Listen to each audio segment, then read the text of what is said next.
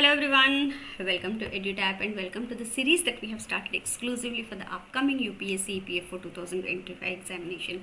So ये अभ्यास series है जहाँ पे हम लोग हर सेशन में 10 MCQs करेंगे, ठीक है.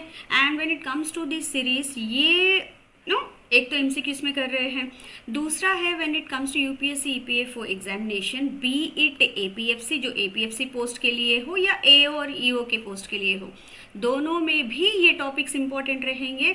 एंड मोर ओवर अगर when it come to this component that is labour laws and industrial relations, it is considered as one of the most important topics for these examinations. Why? क्योंकि 120 questions में से 15+ questions इसी topic में से आते हैं. So that with you can understand कि कितना हाई वेटेज है.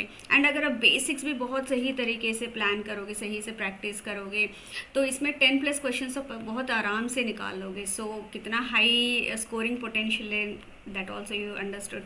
So with this I suggest you to go through this series regularly so that जो आपके रिविजन वाले MCQs है वो आप कर सकते हो, ठीक है.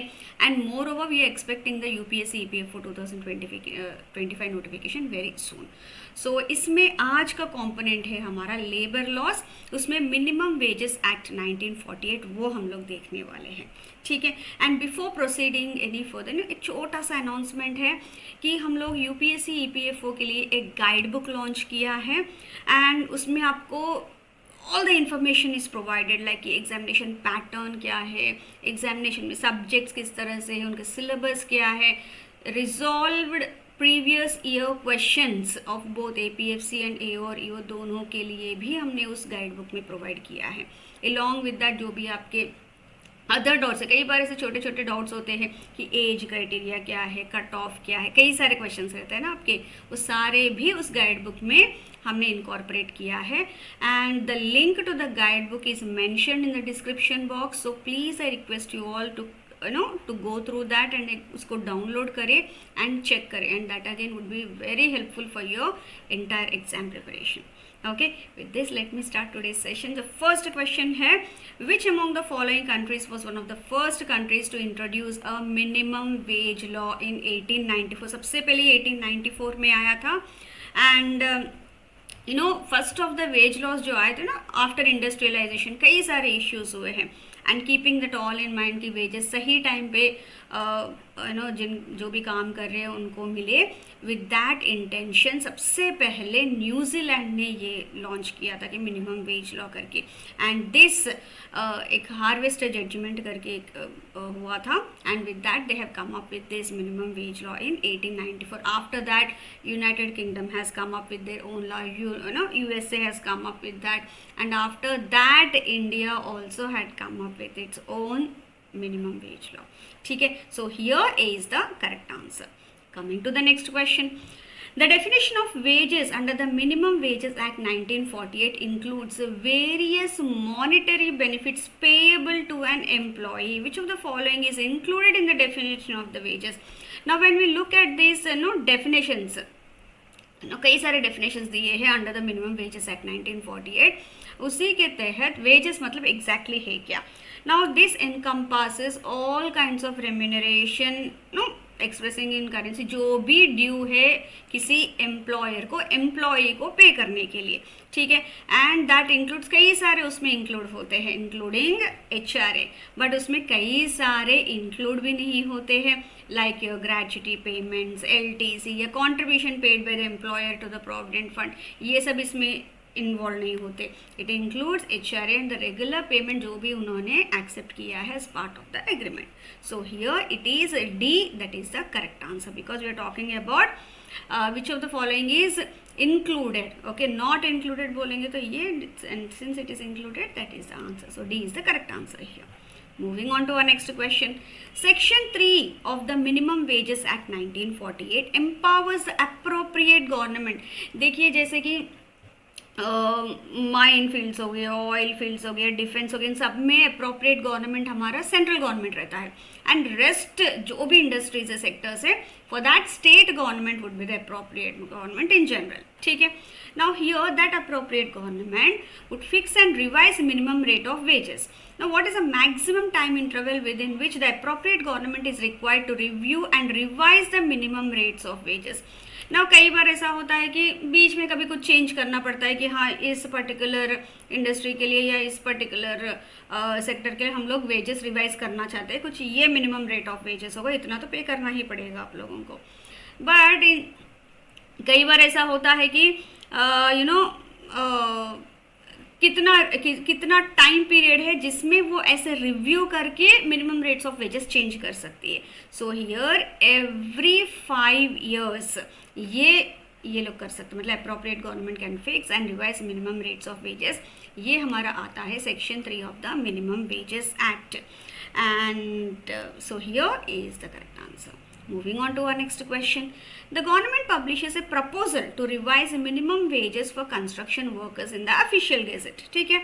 Now as per section 5 of the Minimum Wages Act, how much minimum time must it allow for affected person to submit their objections or suggestions? कई बार ऐसा होता है कि हम लोग गवर्नमेंट मिनिमम वेजेस तो रिवाइज कर सकती हैं एज आई सेड, लेकिन कई बार ऑब्जेक्शंस भी होते हैं उस पर्टिकुलर इंडस्ट्री के, नहीं हम इतना नहीं दे सकते, या फिर this is the what that is जो प्रॉब्लम है, कुछ भी हो सकता है. ठीक है. नाउ हियर गवर्नमेंट ने एक सिनेरियो दिया है. एक गवर्नमेंट ने respective appropriate government construction workers के लिए एक ऑफिशियल गैजेट में निकाला है कि that we want to revise the minimum wages. And ये सेक्शन 5 में ये है कि उसमें जो भी ऑब्जेक्शन है किस तरह से वो अप्रोच कर सकते हैं वो मेंशन किया है. So here in this case यहाँ पे एटलीस्ट मिनिमम मतलब 2 months से पहले they have to submit their objections और सजेशंस.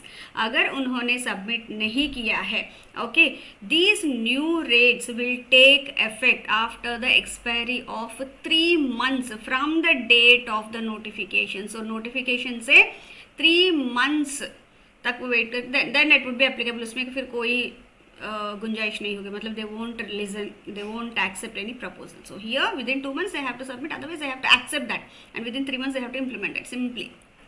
ठीक है. Moving on to our next question. A factory owner in a rural area wishes to pay a part of the wages in kind. ठीक है. Now ये हो सकता है, and किस तरह से providing workers with essential food items like rice and sugar at reduced rates.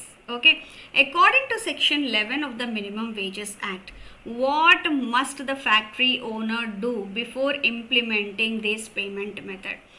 Yes, यहाँ पे wages in kind ये section 11 में आता है. and if अगर उस तरह से है कि वेजेस काइंड में पे करना है इंस्टेड ऑफ कैश, बट उसके लिए भी एक स्पेसिफिक रूट होता है. और what route it is? So here obtain permission from the appropriate government by issuing a notification in the official gazette. ये उनको करना पड़ेगा. बाकी ऑप्शंस भी एक बार देख लेते हैं. See, nothing as payment in kind is allowed without government approval where it's already a practice. अगर practice है फिर भी they have to take permission from the appropriate government and official gazette में notification release करना पड़ेगा. So ये गलत है. Allow workers to decide if they want to receive part. No. अगर है तो भी they have to go through the proper process. Offer food items at market rate post by making an agreement with the workers. No, because they have to take the permission किसी भी तरह से. ठीक है. So here B is the correct answer. Moving on to our next question. Again an applied question. यहाँ इसमें मैंने कुछ applied questions incorporate किया है so that किस तरह रियल लाइफ सिनेरियोस में आप किस तरह से इसको एप्लीकेबल कर सकते हो, बहुत जल्दी से समझ में आता है. Ravi works in a scheduled employment where the minimum wages are fixed under the Minimum Wages Act. ठीक है. He normally works 8 hours a day, 6 days a week. His employer asks him to work on Sunday, which is usually his rest day. According to section 13 of the Minimum Wages Act, what should Ravi be entitled to? मतलब उनको rest day जो है Sunday, उस दिन भी कुछ urgent काम आ गया, कुछ एक्स्ट्रा काम जो भी आ गया है, he is requested to work, he is asked to work.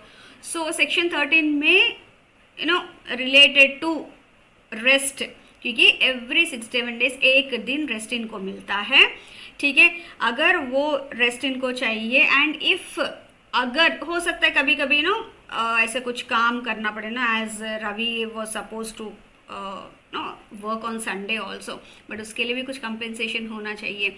सो उसके लिए let's see, no additional payment as working Sunday is normal, no, as I said earlier also every 7 days एक दिन तो उनको छुट्टी देना ही पड़ता है, rest dates called as payment at not less than the overtime for the working on his rest day, this is true, क्योंकि उतना तो उनको पे करना पड़ेगा जो भी ओवर टाइम के रेट से है उस इंडस्ट्री में, उस शेड्यूल्ड एम्प्लॉयमेंट है, उस जहाँ पे वो काम कर रहा है, सो उसी के तहत उसको पे करना पड़ेगा कि इतने आवर्स को ओवर टाइम उन्होंने किया है, overtime related. Only compensative without extra payment नहीं, double wages for the interwork, no, not like that, but जो भी ओवर टाइम रेट्स है वो तो पे करना पड़ेगा। So here again it is B is the correct answer and this all is mentioned under section 13 of the minimum wages act. Moving on to our next question, again one more applied question. Sita works for a day doing 2 different jobs under scheduled employment. 5 hours as a cleaner, minimum 60 rupees per hour है इसका, and 2 hours as a painter, minimum 80 rupees per hour है इसका, मतलब 2 different classes of work उन्होंने किया है। How should her employer calculate her total wages for the day under section 16 of the minimum wages act, ठीक है। Pay her a flat rate based on the lower wage for all 7 hours, no, ठीक है। Pay her a lumpsum decided by the employer without calculating hours separately, no. Pay 60 rupees for 5 hours and 80 rupees for 2 hours separately, then add both the amounts, this is true, क्योंकि अगर different classes में कोई work कर रहा है under section 16 of the minimum wages act, वो ये कहता है कि जितने आज वो जो भी काम किया है उसी के हिसाब से उनको पे करना पड़ेगा, ठीक है। Pay her only based on the higher wage for all 7, ये भी नहीं है, this is what it is to, this is how it should be done. So here C is the correct answer. Moving on to our next question, again one applied question. Arjun is employed in a factory where the minimum wage has been fixed. One day, due to a machine breakdown, which is not Arjun's fault, he could only work for 3 hours instead of the normal 8-hour working day. उसकी तरफ से कोई गलती नहीं है, ठीक है। According to section 15 of the minimum wages act, how should Arjun be paid for that day? ठीक है, अगर एम्प्लॉई खुद से कुछ गलत तरीके से रिलेक्टेंस ऑफ वर्क या फिर कुछ प्रॉब्लम कर रहा है, then employer need not pay अगर he is not working, but here in this case machine breakdown हुआ है, उसमें अर्जुन की कोई गलती नहीं है। so under section 15 he should be paid, he should be paid for the full hours, sorry सी नहीं है, he should be paid for the full 8 hours as if he had worked as a normal day, क्योंकि इसकी कोई गलती नहीं है। so here D is the correct answer. he should be paid only for 3 hours he worked, no. he should be paid half the day, no. he should be not be paid anything, no, ऐसा नहीं है, because it is not his fault. so here D is the correct answer. Moving on to our next question. Under section 19 of the Minimum Wages Act as updated under the Bharatiya Nyaya Sanhita 2024, which of the following powers does inspector not have? ठीक है, एक बार यहाँ पे option देख लेते हैं। Enter work place during reasonable hours with assistance to inspect the records, yes ये पूरा उनका हक है इंस्पेक्टर का। Request information regarding names, addresses and payments from out workers, definitely ये भी उनका हक है। सीज और टेक कॉपीज ऑफ रजिस्टर्स और documents considered relevant for his investigation, जो भी वो इन्वेस्टिगेशन कर रहे हैं, definitely this is also true. impose fines and penalties directly on employers without court proceedings, ये नहीं है, until and unless court कुछ fine impose करता है, only then he will be able to penalize the employer for whatever जो भी उन्होंने गलत किया है, ठीक है। so here it is C, that is the correct answer. so moving on to our next question. Under the Minimum Wages Act, who is appointed as the chairman of the Central Advisory Board that advises on the fixation and revision of the minimum wage rates? देखिए, when we look at the section 7, 8 and 9, इसमें advisory boards, central advisory boards, composition of the committees, everything has been mentioned, ठीक है। And again जो smooth work हो तो उसके लिए committees arrange बनाना पड़ता है। आफ्टर दैट उनको कोऑर्डिनेट करने के लिए एडवाइजरी बोर्ड, फिर उनको सेंट्रल गवर्नमेंट या स्टेट गवर्नमेंट के मैटर्स में इन सब में एडवाइस करने के लिए एक सेंट्रल एडवाइजरी बोर्ड, ये सब कुछ मैनेज करना पड़ता है। And when it comes to the central advisory board जो एडवाइस करता है special on the fixation and revision of the minimum wage rates, इसमें जो भी चेयरमैन होगा that would always be an independent person, ठीक है। बिल्कुल ना तो एम्प्लॉयर की तरफ से होगा ना तो एम्प्लॉय की तरफ से होगा, generally nominated by the central government, क्योंकि फिर बायसनेस नहीं होगा। रिप्रेजेंटेटिव ऑफ द एम्प्लॉयर्स नहीं, रिप्रेजेंटेटिव ऑफ द एम्प्लॉयज नहीं, the senior most member of the board नहीं, always an independent person would be nominated so that कुछ भी biasness उसमें ना आए। So here be would be the correct answer, ठीक है। Moving, this is what it is. तो यही है हमारे questions and I really hope that you have liked this questions and session, जो आपके लिए बहुत हेल्पफुल होगा आपके एग्जाम के प्रिपरेशन के लिए। बिफोर वाइंडिंग अप एक छोटा सा अनाउंसमेंट है from Edutap. See, this is for all those who are targeting UPSC, EPFO, APFC and A और ईओ एग्जाम 2025। एड्यूटैप ने 3 अलग अलग कोर्सेज लॉन्च किया है फॉर योर बेनिफिट, एंड मैं एक एक का आपको समझाती हूँ किसके लिए कौन सा यूजफुल रहने वाला, so that you know you'll have an idea. And बाकी सब इन्फॉर्मेशन तो हमने डिस्क्रिप्शन बॉक्स में ऑलरेडी दे दिया है, सो आप वहाँ से भी जाके देख सकते हो। सबसे पहले है मास्टर कोर्स। ये उन बच्चों के लिए है जो बिल्कुल अपना प्रिपरेशन अभी स्टार्ट कर रहे हैं and they want one point source for all kind of information, content related to जो भी subjects है related to the exam। तो आपको ये पूरा content in the form of videos, in the form of PDFs, in the form of MCQs, chapter quizzes, strategy sessions, everything you'll get here। मतलब आपको बिल्कुल इधर उधर जाने की ज़रूरत ही नहीं पड़ेगी, ठीक है।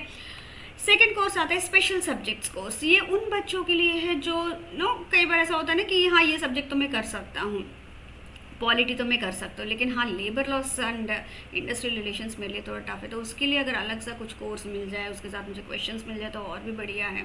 सो फॉर दैट स्टूडेंट्स ये बहुत इंपॉर्टेंट यूजफुल रहने वाला है। स्पेशल सब्जेक्ट्स कोर्स आपके रिक्वायरमेंट के हिसाब से कोर्सेज होंगे यहाँ पे। थर्ड हमारा आता है टेस्ट सीरीज। ना ये उन बच्चों के लिए है जो प्रिपरेशन हो गया है अभी कोर्स के थ्रू या कहीं और, तो ओन से किया है या फिर एक अटेम्प्ट तो हुआ है लेकिन अभी फिर से अटेम्प्ट कर रहे हैं, कई सारे सिनेरियो से, तो उसमें उनको लगता है हमें सिर्फ टेस्ट सीरीज चाहिए, मतलब मॉक टेस्ट ही चाहिए ताकि हम बहुत अच्छे से प्रैक्टिस कर सकें, ठीक है। ये उन बच्चों के लिए इसमें रियल एग्जाम फील के साथ आपको टेस्ट सीरीज प्रोवाइड किया जाएगा, सो दैट आपका जो प्रैक्टिस है वो सब बिल्कुल टॉप नॉच हो, ठीक है। तो ये है different student requirements of the students के लिए डिफरेंट काइंड्स ऑफ कोर्सेज जो आप लोग ले सकते हो, एंड डिस्क्रिप्शन बॉक्स में आपको पूरा इन्फॉर्मेशन है। And if you have any queries वो भी आप टीम से पूछ सकते हैं। Everything, all the details are been mentioned in the description box. And before winding up and before thanking you and closing this session, एक और छोटा सा रिक्वेस्ट है, प्लीज़ जो हमने गाइड बुक एक्सक्लूसिवली आप लोगों के लिए बनाया है, everything that is covered in that guide book, आपके एग्जामिनेशन पैटर्न कि एलिजिबिलिटी, एग्जामिनेशन का जो सब्जेक्ट्स है, सिलेबस है, रिजॉल्व्ड प्रीवियस ईयर क्वेश्चंस के साथ साथ everything has been mentioned in that guide book. And I request you all to please download that so that आपका जो ये जर्नी है वो बहुत ही स्मूथ रहे, क्योंकि कई बार बीच बीच में हमें कई सारे डाउट्स आते हैं, अरे ये क्या है वो क्या, फिर हम ढूंढने लगते हैं। You need not go anywhere, ये बिल्कुल वन पॉइंट सोर्स से आपके सारे क्वेरीज रेजोल्यूशन के लिए। सो प्लीज़ आप वो बुक डाउनलोड करें and you can go through that, and as I have said and always say, अब कुछ भी doubts होते तो the team is always available for you and all the details have been mentioned in the description box। आप वहाँ से वो link भी click कर सकते हैं, details भी ले सकते हैं। Okay, so with this I'm winding up this session. Thank you very much for being so patient and यहाँ तक आपने देखा होगा तो really thank you, and see you all soon in the next session. Thank you once again, and all the best for your exam preparation.